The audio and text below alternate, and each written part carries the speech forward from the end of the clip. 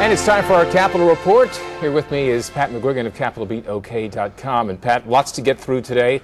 Let's start off with the water war, if we want to call it, which continues to intensify. We know that the state wants the federal lawsuit thrown out. The Choctaws and the Chicks are meanwhile trying to get summary judgment in their favor. Where do you see this going? I mean, is there any way to avoid lengthy litigation at this point?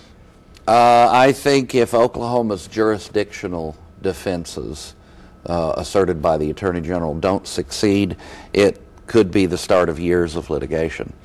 Lengthy litigation now seems likely. However, that's not guaranteed. The two tribes, though, pushing for summary judgment on big chunks of the case will tend to polarize the issues, and the state is going to fight back. And so do you see this, how do you see the whole thing, all this situation playing out? Right now I'm pessimistic. I think that we're looking probably at years of litigation. Now, here's a caveat on that. I believe, based on my analysis and reporting, that an indispensable party is being left out of the lawsuit, and that's the Aboriginal tribe, the Caddo. We've talked about that before. I don't want to belabor that, but it could suddenly become a very significant issue if there's any basis, for my belief.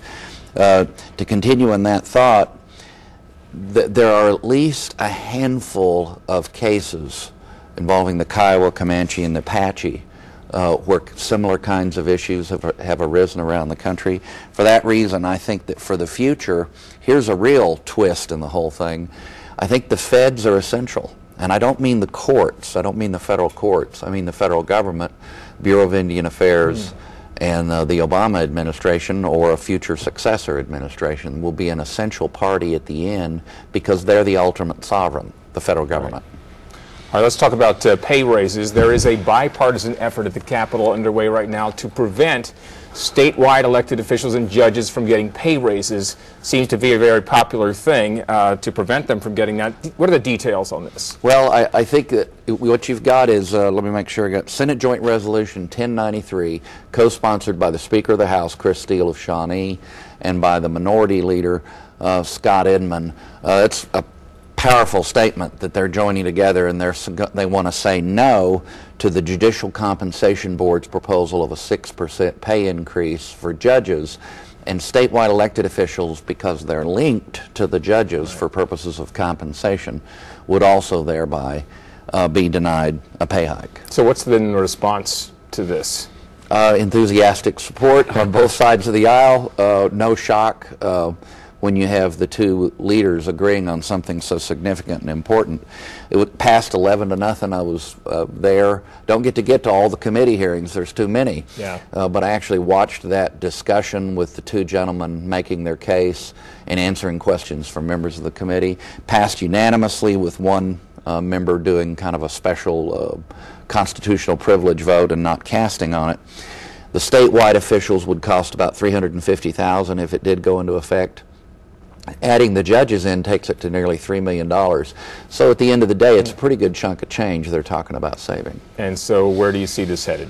I think that their resolution denying the recommendation of the board will pass, and judges will have to wait at least a couple of years. Now, Mr. Inman wants to put the legislature in charge of executive compensation. Now, if that happens, it may be a while before statewide elected officials get a pay increase of any kind. In any case, they all have to wait until their next term under the Constitution. You can't get an increase while you're in office in the given term. Okay. Office of State Finance recently released another good economic report. What are the details on that? Yeah, here's just a thumbnail. I mean, the state continues to do very, very well. There's a little bit of a wrinkle on that, but let me first give the basic good news.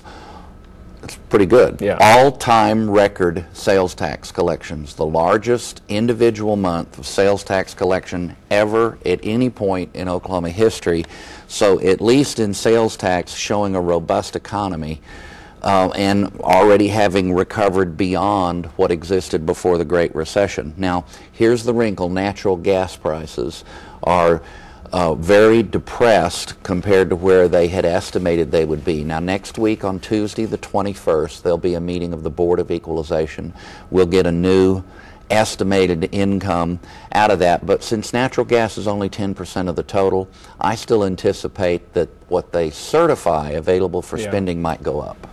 We'll be watching that carefully. I know the lawmakers will for sure. You can read more about these and other topics at CapitolBeatOK.com. For Pat McGuigan, I'm Alex Cameron. See you next week.